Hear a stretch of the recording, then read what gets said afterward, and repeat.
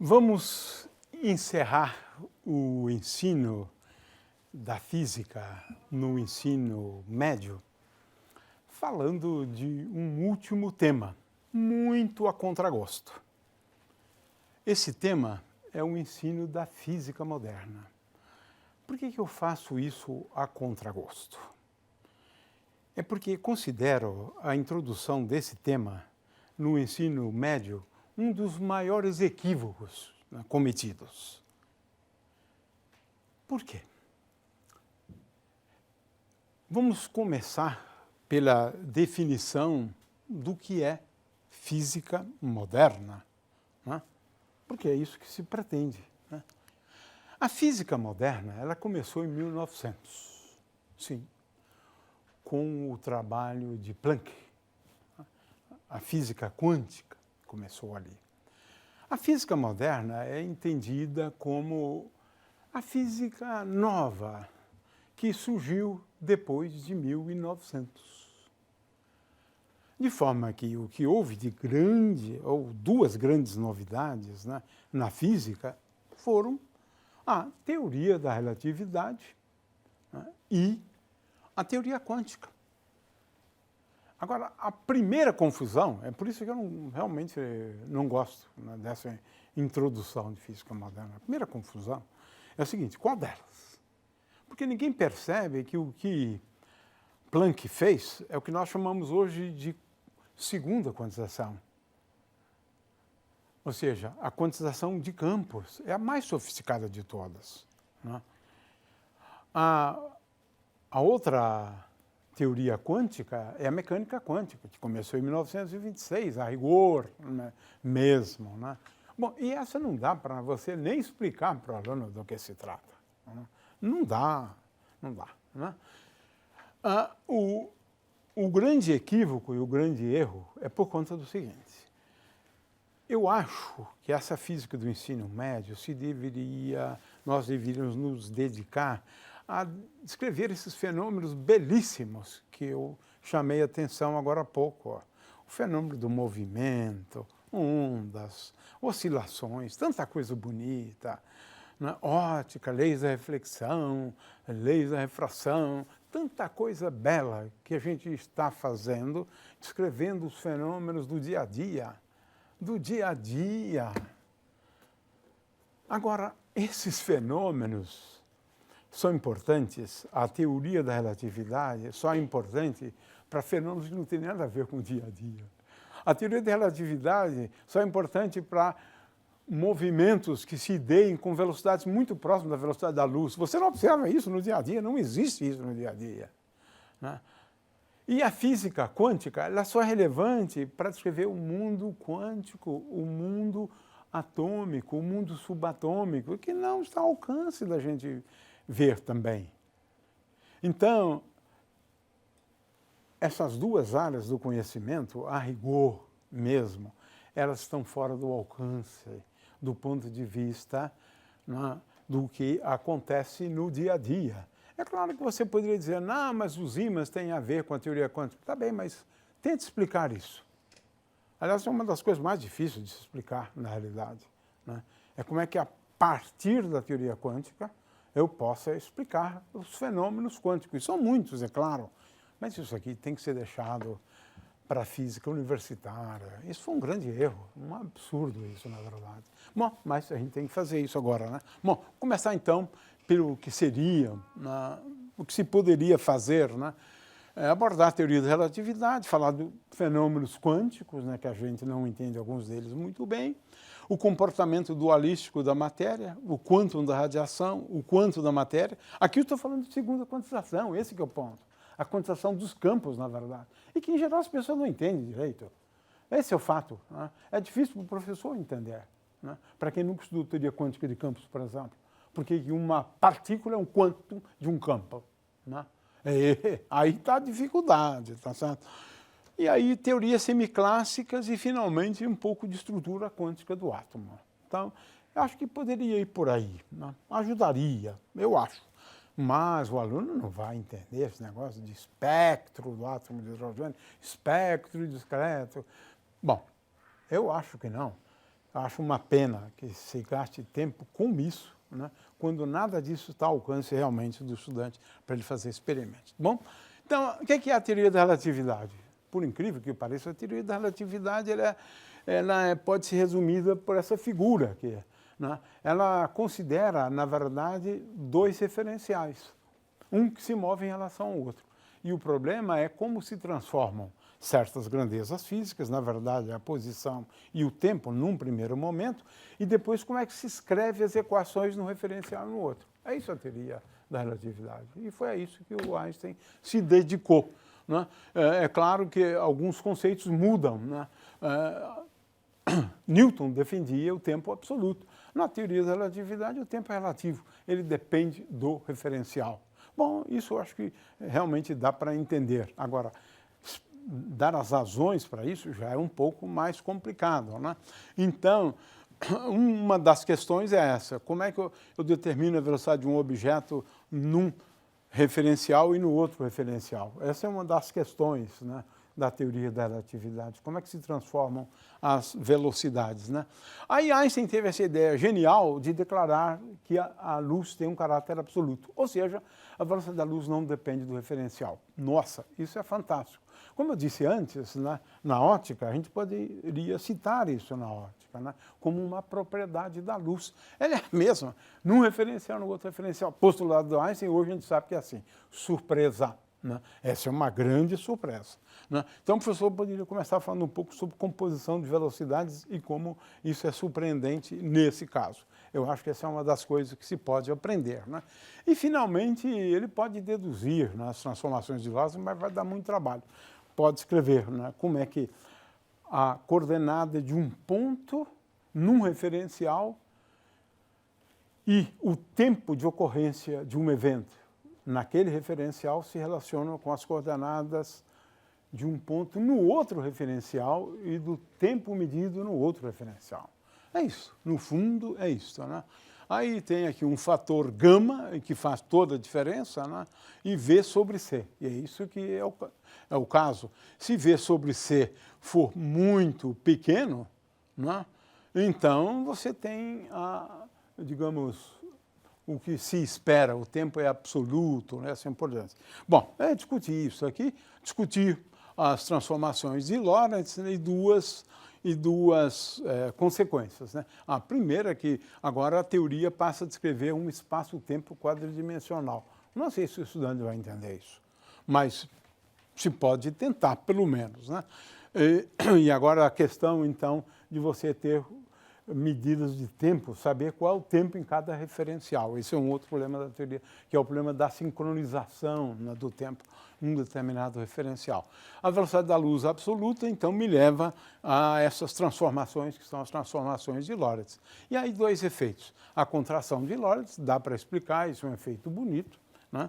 E, finalmente, a dilatação do tempo, né? No ensino médio, certamente, eu pararia por aí, né? E, finalmente, algumas observações desses efeitos. Então, a teoria da relatividade seria isso, né? Agora, a teoria quântica... Bom, vamos lá.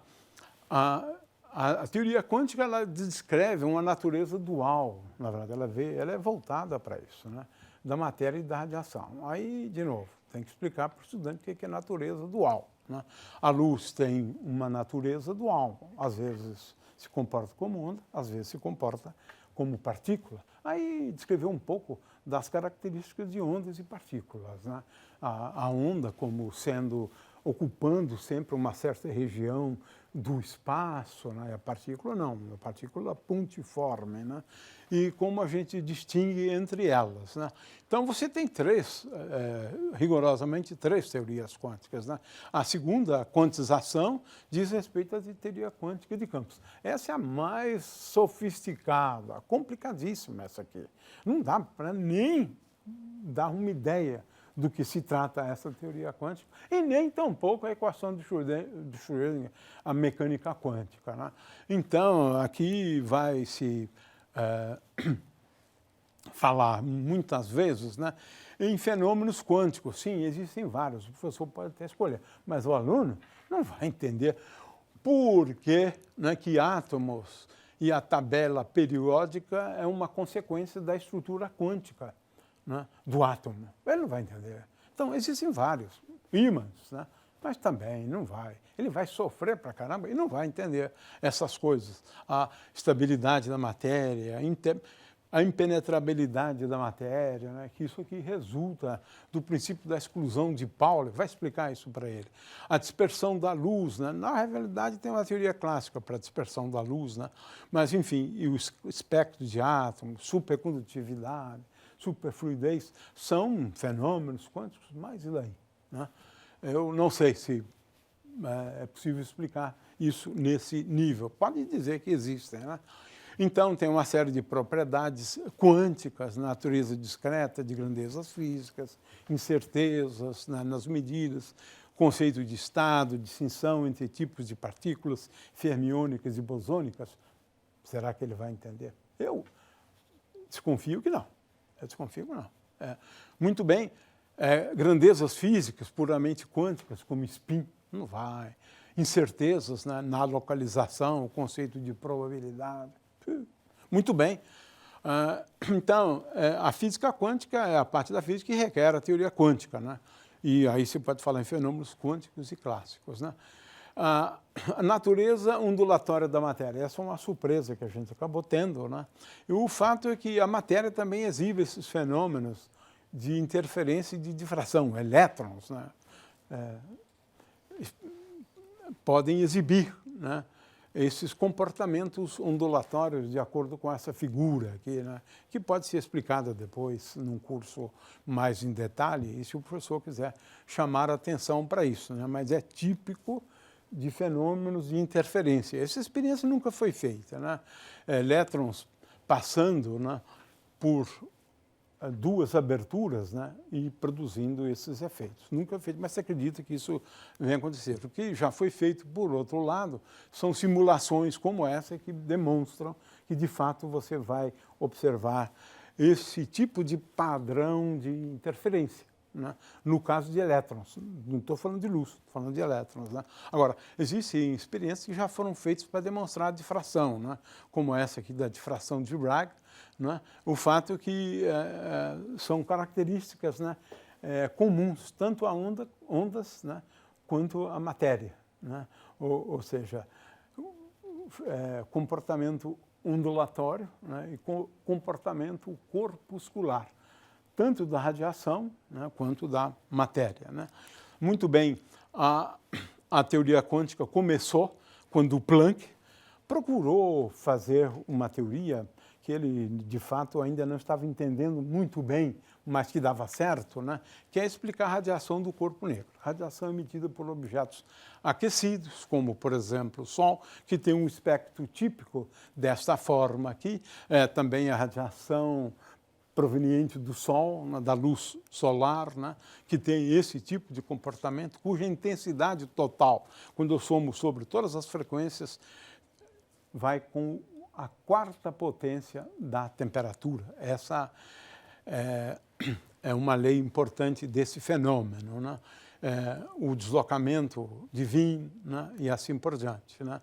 De forma que essa aqui é a lei de Stefan Boltzmann, né, que a intensidade total somada são essas áreas aqui, né, em azul, a área em verde, a área em vermelho, para a temperatura de 300 graus Kelvin. Essa área sob a curva da intensidade versus a frequência é a intensidade total e ela vai com a quarta potência da temperatura. Eu acho que isso dá para explicar mais ou menos. Agora, explicar a teoria mesmo em si e como o Planck chegou a essa conclusão, aí já demanda um pouco de trabalho. Mas o fato é que a proposta de Planck é que as energias, né, no que ele chamava de sistema de osciladores, né, ele propunha que ela viesse a ser dada por N número inteiro, vezes Hν, né? Isso aqui é a quantização da energia, mas hoje a gente sabe que, na verdade, é a quantização do campo. Ou seja, o quantum do campo, também como o próprio Einstein percebeu, bom, aí ele fez as contas, né, obteve aquela curva lá, né, e aí temos o nascimento, então, da teoria quântica. Agora, o Einstein explicou melhor. o que o Planck estava propondo, né? Ele propôs que, na verdade, a radiação viesse a ser composta por corpúsculos, e esses corpúsculos, é claro, se você tem N deles, né, então a energia de N corpúsculos é igual a N vezes hν. Né? Cada corpúsculo tem energia hν. Isso foi que Einstein explicou a partir desse fenômeno, ou desse efeito, né, conhecido como efeito fotoelétrico, e que deu o prêmio Nobel para Einstein. Né? O fato é que a luz, então, ela tem uma natureza corpuscular. Isso se deve, sim, chamar a atenção para os alunos. Como eu indiquei antes, você pode fazer isso até mesmo lá na ótica, não há necessidade de esperar para chegar até aqui, tá certo? Mas também se pode dar na física moderna. Né? Então, o que acontece? É que a matéria tem uma natureza granular, né? E os quantum, ou quanta, né, da radiação são os fótons. Né? E os quanta é o plural em latim, né, do quantum, né, são as partículas elementares. De forma que essa é uma quantização, e as pessoas nunca se dão conta disso. Né? Essa é a segunda quantização. Né? Elétrons, você tem N elétrons, né? M prótons, N fótons, e assim por diante. Né? Partículas representam o aspecto quantizado do campo. Que campo? O campo associado à partícula, mas isso é uma coisa complicada. Né? Muito bem, partículas elementares, em geral, são quantas, né? Dos campos associados a elas. Né? Esse é um aspecto difícil de entender. Né? Então, quando o pessoal fala essa história de a carga elétrica é quantizada, não é a carga elétrica que é quantizada, nada. Tá certo? O que é quantizado é o campo. É o campo, e como resultado, as partículas surgem num número inteiro de partículas. E se eu tenho elétrons dotados de carga, então a carga elétrica é igual a N vezes a carga do elétron. É isso, mas o que é quantizado não é a carga. Tá certo? É um resultado do fato de que, na verdade, as partículas, né, representam quanto? O que é quantizado é o campo. Né? Muito bem. E aí a natureza ondulatória da matéria, né? E para explicar esse aspecto aí importantíssimo que foi observado, é que átomos exibem um espectro discreto. Né? Bohr foi o primeiro a formular uma teoria, mas hoje a gente sabe que o átomo exibe uma estrutura quântica. Né? A gente vai a isso depois, né? Mas esses espectros atômicos e moleculares, né, eles podem ser observados por meio de aparatos. Né? Eu tenho aqui, então, vários espectros. Né? E o problema é explicar esses espectros, né, discretos. Né? Aí é mecânica quântica. Aí eu teria a primeira quantização, né? A equação de Schrödinger para muitas partículas. Né? Muito bem, então, em princípio, seria assim que a gente faria. Né? Mas se pode falar desse modelo atômico de Bohr. E ele começa com a ideia de uma grandeza quantizada, que é a componente Z do momento angular. Né? Então, se Lz for quantizado, né, igual a m vezes h cortado, então, a partir da mecânica clássica, é uma coisa curiosa. Essa teoria aqui é conhecida como teoria semiclássica, porque você usa conceitos quânticos, Lz igual a m vezes h cortado, quantizado, né, como uma grandeza tem valores dados por um múltiplo inteiro de uma grandeza elementar, né, porque quantum é uma unidade de uma grandeza elementar. Né? Muito bem. Aí você conjuga esses conceitos clássicos com aquele conceito quântico e você demonstra que, primeiro, que o raio ele também é quantizado, né? Os raios das órbitas, essa é uma outra forma também de ver. Né? E, finalmente, você demonstra que os níveis de energia do átomo de hidrogênio são dados por menos 13,6 elétron-volts. Esse aqui é o nível de energia mais baixo, né? O nível de energia fundamental, para N igual a 1, é menos 13,6, dividido por 1 sobre n ao quadrado. Então dá para deduzir isto, né, a partir de conceitos clássicos e quânticos, né? E agora, nesse modelo atômico de Bohr, você entende as energias, né, da radiação produzida por conta daquela ideia da transição de um nível de energia para outro nível de energia. E aí resultando no que é chamado de séries, né? Então, quando você tem uma transição, produz, portanto, fótons, né, que vão compor a radiação, né? Então, aqui eu tenho as expressões do modelo atômico de Bohr, né? E aí ele consegue prever, na verdade, por exemplo, o comprimento de onda, né, das frequências, associadas às frequências, né, da radiação produzida por conta desta expressão aqui, né?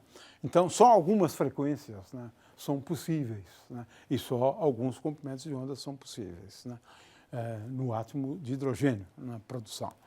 Muito bem, então aí temos as séries, né, e agora a questão da estrutura quântica dos átomos, né? Aqui eu não vou, de fato, ir adiante, né? Porque, na verdade, eu precisaria de uma aula para explicar isso, né? Mas o professor tem que começar com o conceito, né, de estados, né, e do princípio da exclusão de Pauli, né? E isso é essencial para se entender a estrutura quântica dos átomos. Aí ele vai falar de camadas associadas ao número quântico principal, subcamadas associadas a esse número quântico L, né, a componente Z do momento angular e a do spin, né? E aí, a partir daí, ele pode desenvolver a sua aula, né, como ele realmente bem entender, falando primeiro de camadas, de subcamadas, né, e quantização de certas grandezas físicas, de orbitais, né, que são associadas à componente Z do momento angular, chamar a atenção para o número quântico de spin e assim por diante. Até ele, no final, ele conseguir realmente explicar, né, essa estrutura quântica dos átomos. Isso eu acho que vale a pena, mesmo porque é uma área que é importante, ou um tipo de conhecimento que é importante para o aluno do ensino médio, porque isso é importante no caso do ensino de química, mas ele é melhor justificado no contexto do ensino de física moderna no ensino médio.